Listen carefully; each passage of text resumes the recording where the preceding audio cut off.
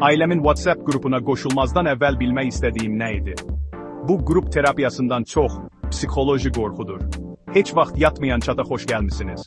Hər səhər oyanıram, 147 yeni mesaj. Sabahınız xeyir, dualar, xeyirli günlər. Bu arada mən hələ çayımı da içməmişəm. Bir dəfə bir link attım, sıfır reaksiya. Amma qoy kimsə müdrik qoca kişi videosu paylaşsın.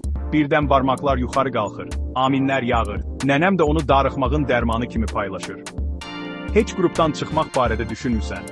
Çıx və sən dərhal ailənin qara qoynusan. Növbəti toyda sənin masan dinamikin altında olacaq.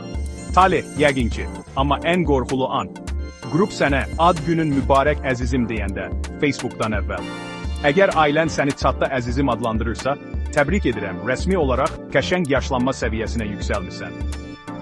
Ailə WhatsApp-ı dramın heç vaxt yatmadığı, bildirişlərinin də heç vaxt yatmadığı yer.